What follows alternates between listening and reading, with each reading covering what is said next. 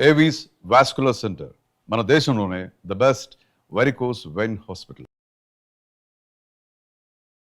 నమస్తే రమ్మగారు. నమస్తే జయ. రమ్మగారు, దేవుడి గది శుభ్రత ఈ అంశం గురించి ఈరోజు మనం మాట్లాడబోతున్నాం. చాలాసార్లు మాట్లాడుకున్నాం, కానీ ఎప్పటికప్పుడు దేవుడి గది అనేసరికి కొన్ని అనుమానాలు వస్తూ ఉంటాయండి. నాకు పర్సనల్గా వస్తాయి, మన కామెంట్స్ రూపంలో కూడా వస్తూ ఉంటాయి కదా. అసలు ఏ రోజు శుభ్రం చేసుకోవాలి అనేది ఫస్ట్ ప్రశ్న అండి. మంగళవారం శుక్రవారం కాకుండా, పర్వదినాల్లో కాకుండా చేసుకోవచ్చు. ప్రతి నెల అమావాస్య నాడు శుభ్రం చేసుకోవాలని కొన్ని ఇవన్నీ ప్రాంతాల వారీగా గ్రామాచారాలు జయ. కొన్ని చోట్ల గురువారం కూడా చేరు, గురువారాన్ని లక్ష్వారంగా భావిస్తారు కదా. అవును. మరి అలాంటప్పుడు కుదరదు కదా. ఆ ప్రాంతానికి మన ప్రాంతీయమైన ఐడియాలని అనుసరిస్తే బాగుంటుంది.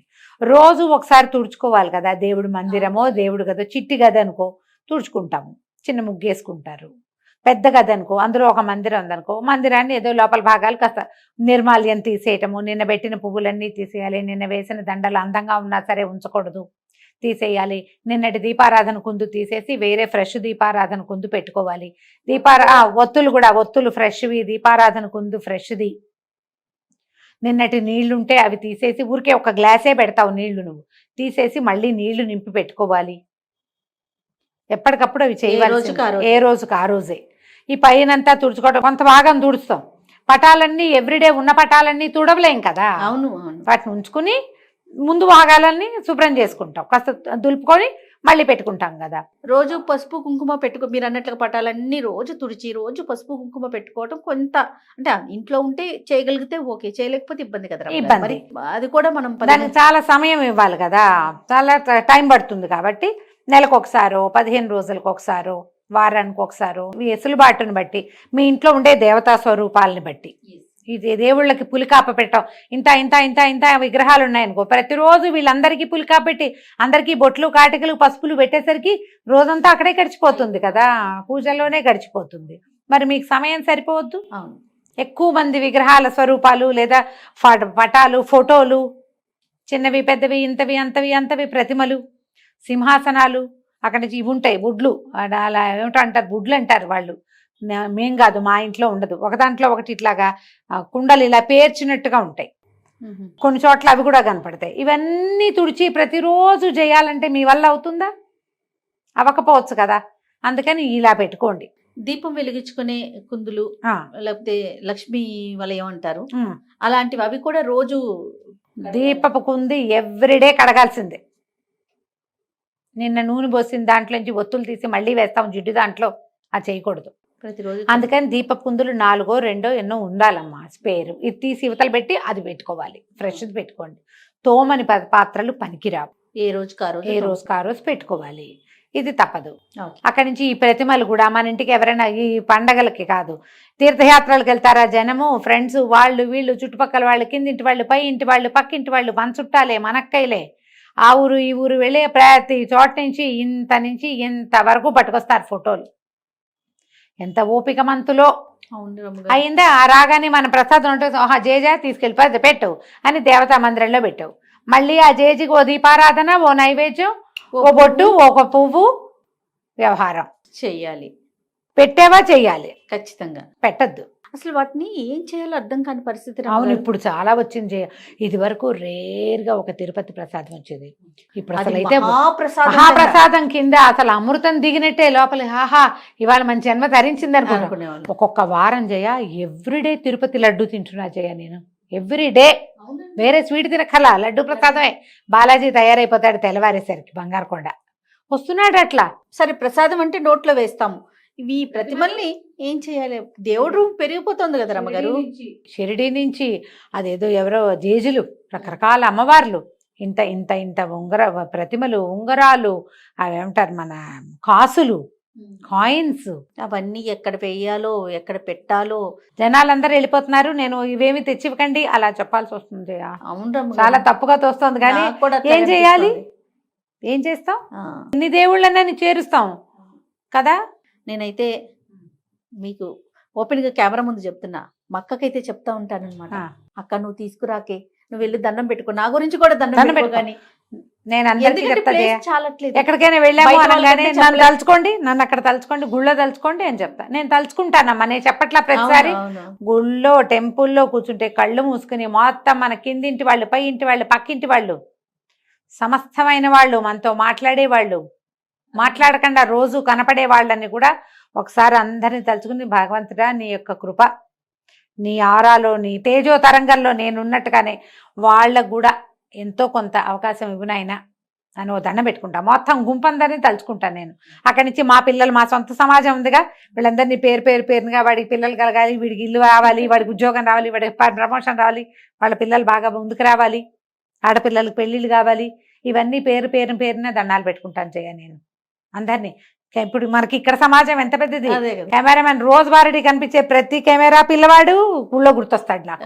super. అందరినీ గుర్తు చేసి ఆ పని చేస్తే చాలు, సరిపోతుందా? తెస్తే ఓ లడ్డు తెచ్చి అందరికి పంచి ప్రసాదం నేను పెడితే అంటున్నా, ప్రసాదం కాబట్టి తినేసాం. లడ్డూనో ఇంక ఏ ప్రసాదం అయితే ఆ ప్రసాదం. అంతే. ఈ ప్రతిమలు ఫోటోలు ఎక్కడ పెట్టాలి అదే చెప్తున్నాం. మన ఇంట్లో వాళ్ళకైతే చెప్పగలుగుతాం, బయట బయట వాళ్ళకి వాళ్ళకి చెప్పలేం చెప్పలేం కదా, కదా రమ్మగారు. చెప్పలేము. కానీ ఇది కరెక్ట్ కాదేమో కదండి. Correct ఇలాంటి కాదు. ఎక్కడ పడేయలేము, పెట్టుకోలేము. సమస్య కాదు. ఖచ్చితంగా సమస్యే. తర్వాత కొంచెం పుస్తకాలు అది తగ్గించుకోను. రమ్మగారు. ఏ పుస్తకాలు, అవును.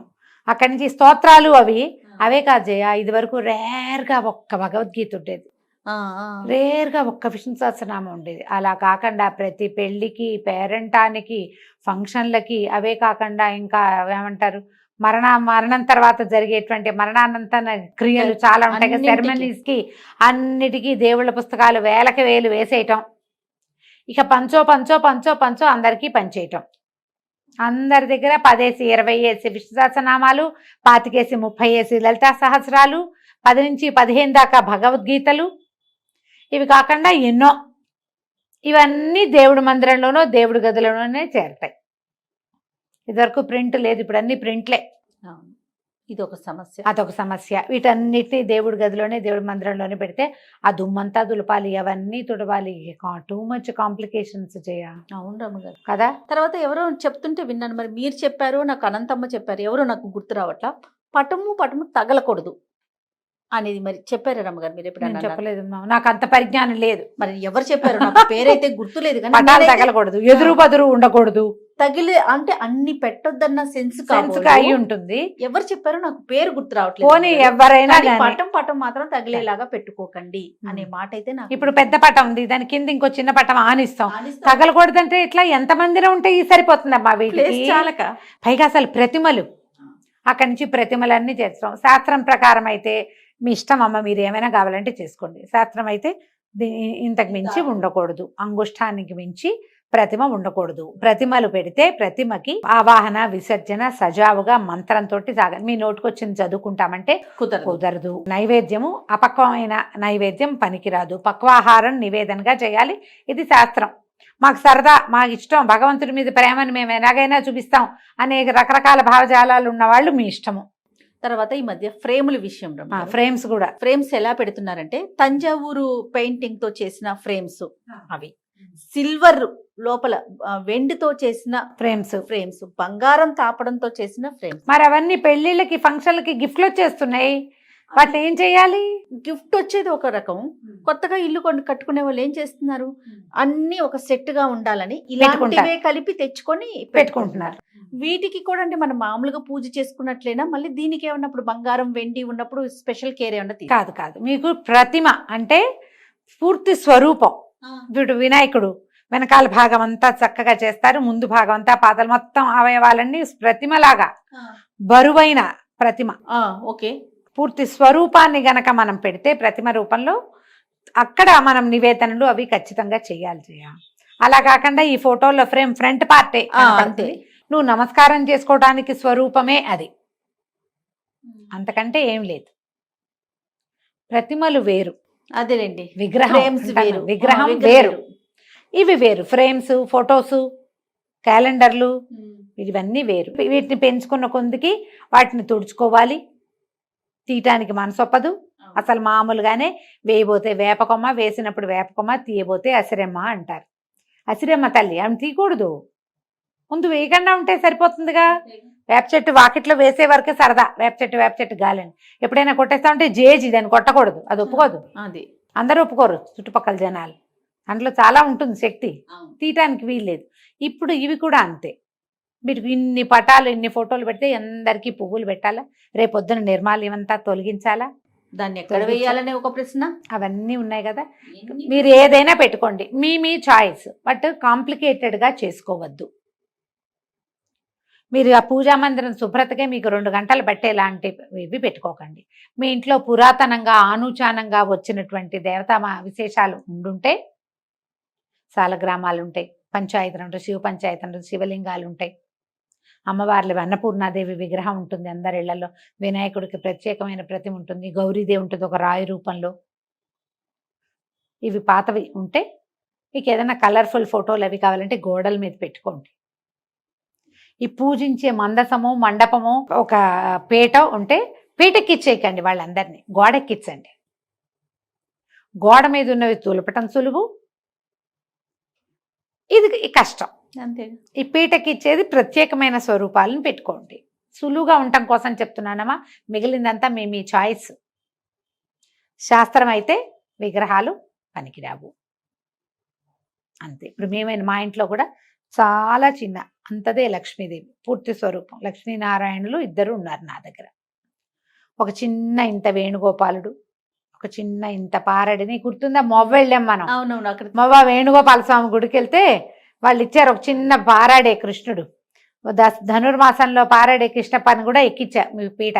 మా అందరి పనిలో మండపంలో ఉన్నాడు ఆయన కూడా. ఆయనకో తులసి ఈయనకో తులసి పెడతాను, తులసి తళ్ళను పెట్టి దండం పెట్టుకుంటాం. ఆయనకో ఇద్దరికి కలిపి ఏదో కృష్ణాష్టకం చదువుకుంటాం. మీ పద్ధతి ప్రకారం చేసుకోండి.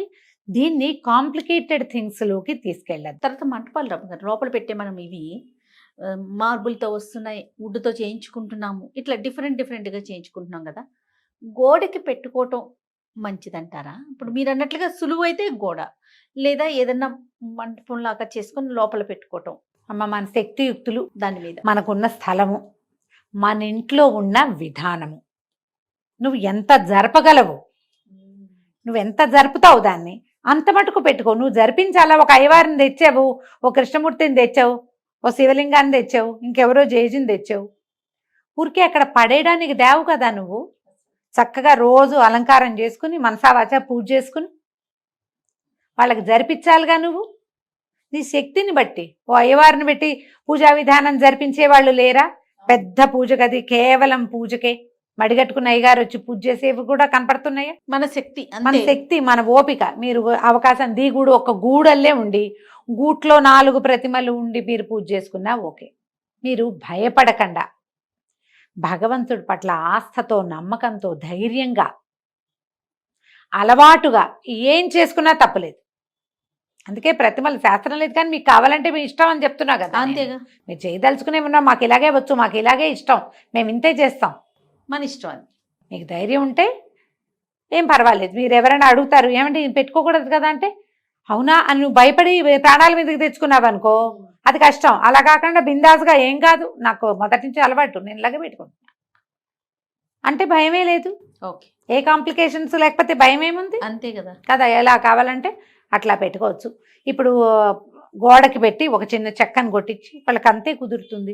ఓ 2-3 పటాలు పెట్టుకుంటారు, ఓ సీతారాములు, ఓ శివ పరివారం, ఓ వినాయకుడు, ఓ లక్ష్మీదేవి, చాలే. చక్కగా శుభ్రంగా దాన్ని చక్కగా పసుపు రాసి బొట్టుగా బొట్టు పసుపు పెట్టి ప్రతిమలో ఫోటోలకు చక్కగా రోజు బొట్టు పసుపు పెట్టడం, దండం పెట్టుకోవటం, 2 పువ్వులు పెట్టుకోవటం, కొంచెం కాస్త హారతి కర్పూరం వెలిగించుకోవటము, తర్వాత దీపారాధన చేయటము, ఒక అరటిపండు నీకు చేత వచ్చింది పట్టుకు వెళ్ళము నివేదన చేస్తావు. రోజు వెళ్ళేటప్పుడు చూసి దండం పెట్టుకోవడానికి కళ అయిన ఒక పూజా ప్రాంతం ఉండాలి. ఎవరికైనా అది ఉండాలి. అది నువ్వు ఇంతే పెడతావా, అంత పెడతావా, ఏదో పెడతావా, అదంతా నీ ఇష్టం.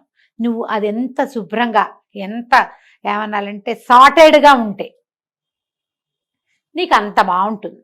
ఓకే, దాని శుభ్రత మీద నువ్వు పూజ అంటూ పెట్టుకుని నీ నమ్మకాన్ని అక్కడ పెట్టినప్పుడు దాన్ని నువ్వు ఎంత బాగా ఉంచితే నీకు అంత బాగుంటుంది.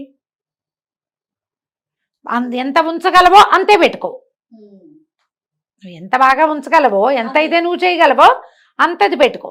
అది నువ్వు ఒట్టి క్యాలెండర్లో లక్ష్మీదేవిని పెట్టుకున్నా సరే, ఏటా మారే టీటీడీ వాళ్ళ క్యాలెండర్లోంచి ఒక మలయప్పని తీసుకొచ్చి పెట్టుకున్నా సరే, ఏదైనా సరే కానీ నువ్వు చక్కగా ఒక దీపం పెట్టడం, ఒక దీపం పెట్టే అవకాశం లేకపోతే ఓ అగరవత్తి వెలిగించడం, తెల్లవారు లేచి అయ్యా స్వామి నువ్వు ఉన్నావు కాబట్టి నేను బతుకున్నాను నాయన అని ఒక దండం పెట్టడం, ఓ పువ్వో ఏదో పెట్టే అవకాశం, అవన్నీ కదా నిన్ను ధైర్యంగా బతికించేందుకు ఆసరాలు అవే కదమ్మా. అవును అవును. దాన్ని బాగా ఉంచుకోవాలి. తప్పకుండా దానికి ఏవేవో ఆలోచనలు చెయ్యొద్దు. ఎంత చేయగలరో అంత చేసుకోండి. తప్పకుండా రమ్మ గారు. నమస్తే. నమస్తే జయ.